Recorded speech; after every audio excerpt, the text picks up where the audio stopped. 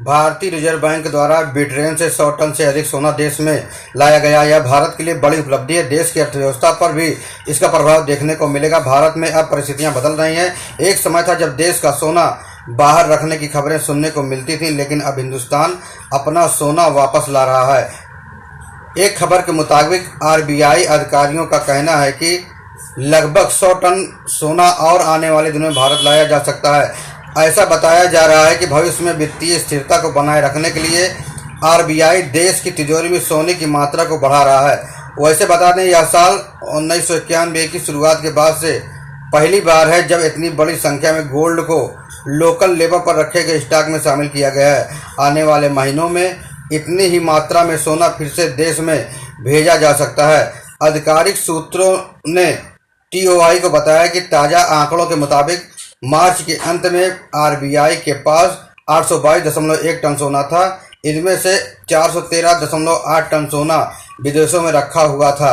अब इस सोने को धीरे धीरे भारत लाया जा रहा है। वैश्विक आंकड़ों के मुताबिक हाल के वर्षों में सोना खरीदने वाले केंद्रीय बैंकों में आरबीआई प्रमुख है, जिसने पिछले वित्तीय वर्ष के दौरान 27.5 टन सोना अपने भंडार में शामिल किया है।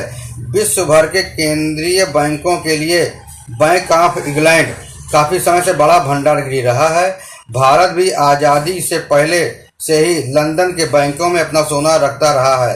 रिपोर्ट के मुताबिक अधिकारियों ने बताया, आरबीआई ने कुछ साल पहले सोना खरीदना शुरू किया था और यह समीक्षा करने का फैसला किया था कि वह कहां से भारत का सोना वापस ला सकता है।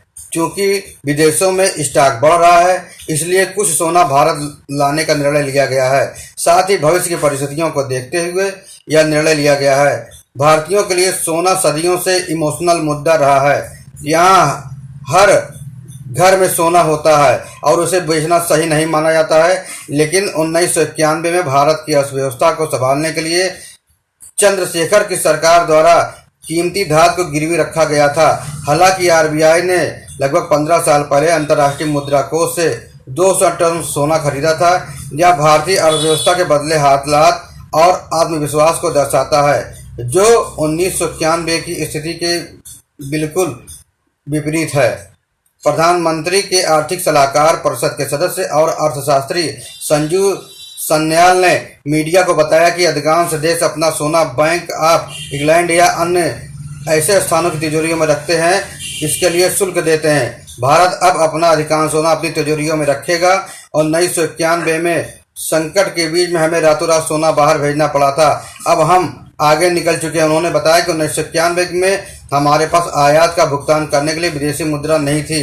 तत्कालीन चंद्रशेखर सरकार ने धन जुटाने के लिए सोना गिरवी रखा था। बहरहाल सोना हमेशा से ही भारत के लिए इमोशनल मुद्दा रहा है। सोना भारत के हर घर में रहता है, जिसे बेचना बुरा माना जाता है। आरबीआई ने यह काम करके बहुत ही सराहनीय कार्य किया है। फिर मिलेंगे नई खबरों के साथ, तब तक आप स्वस्थ रहें, सुरक्षित रहें। Krishna Kumar Kasaudan, chief editor KK7 news से।